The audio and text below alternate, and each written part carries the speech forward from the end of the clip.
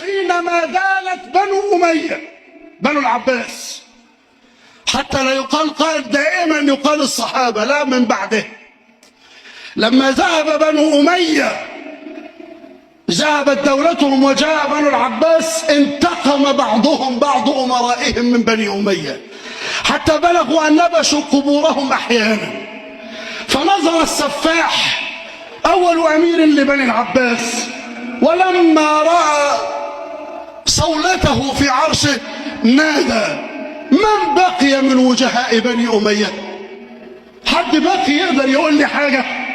فقالوا له: بقي الأوزاعي، أبو عمرو الأوزاعي إمام الدنيا، بقيت الشام على مذهبه فقط 200 سنة.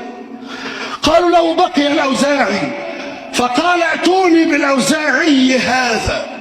فلما جاء القوم وقالوا له: الرجل يريدك، علم الأوزاعي الرجل قاتل، فلبس الأوزاعي أكفانه وتحنط، وضع عطر، ثم توضأ وصلى ركعتين، ثم دخل إلى بلاطه. قال الأوزاعي: فما إن وطئت بلاطه بقدمي، أول قدم وضعتها عنده على بلاطه كأني بعرش الله برز، وكأني بمناد ينادي: فريق في الجنة وفريق في السعير. فقوي قلبي ورأيت السفاح على عرشه كأنه جمر، كأنه قد ذهب الخوف برمته، بعض اليقين يذهب بكل الشك، كما قال ابن مسعود رضي الله عنه. قال له السفاح: أنت الأوزاعي؟ قال: يقول الناس أنني الأوزاعي. طلباته. فقال له الرجل: ما تقول في الأموال التي أخذنا؟ فقال له: وما تقول في الدماء التي سفكنا؟ ما حكمها عندك؟ فقال الأوزاعي: حدثنا فلان عن فلان عن جدك ابن عباس، مش من حد غريب يعني، عن جدك ابن عباس رضي الله عنهما قال: قال رسول الله صلى الله عليه وسلم: لا يحل دم امرئ مسلم إلا بإحدى ثلاث: السيب الزاني، والتارك لدينه المفارق للجماعة.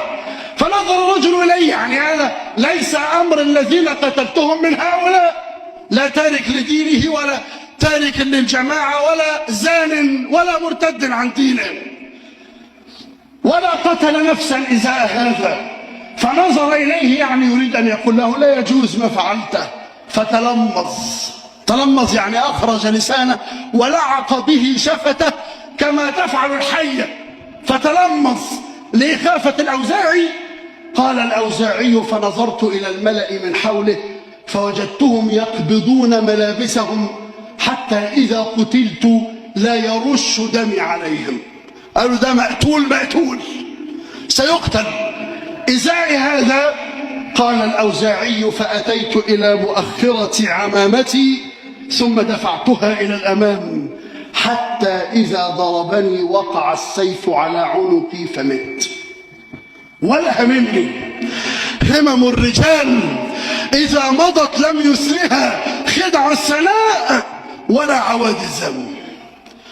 قال له الرجل: وما تقول في الأموال التي نهبنا؟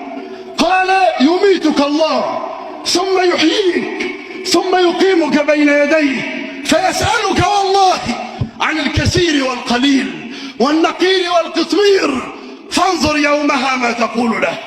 قال: فتلمذ كأكثر من الأول حتى ظننت أنه قاتلي، ثم نادى بصوته: اخرج. فخرجت من عنده فدون التاريخ هذه. قال السفاح: أنا كلما رأيت الأوزاعي أفزع كأنني رأيت الأسد. قلوب في السماء وليست في الأرض أيها الإخوة، مواقف فحقن الله دم بني أمية به. مواقف، موقف لعبد الله بن جحش رضي الله عنه يوم كان في أحد قال: اللهم نقني عدوا يقطع أنفي وأذني ويبقر بطني. فإذا قلت: فيما يا عبد الله؟ قلت: فيك أي ربي. فقلت لي صدقت. مواقف الرجال أيها الإخوة. موقف أحمد بن نصر الخزاعي إمام الدنيا لما قال له المهدي القرآن مخلوق، قال قل هو الله أحد، مخلوق هذا؟ قال سأقتلك. قال لا بأس، اقتل إن شئت. فمد عنقه وقام إليه ليقتله، فاسترخى الرجل ومد له عنقه فضربه ضربة قطعت عنقه. قال بعضهم رأيت أحمد في النوم فقلت ما فعل الله بك؟ قال لم تكن إلا إغفاء، بعد أن ضرب عنقي إغفاء، ثم نظرت فرأيت الله عز وجل.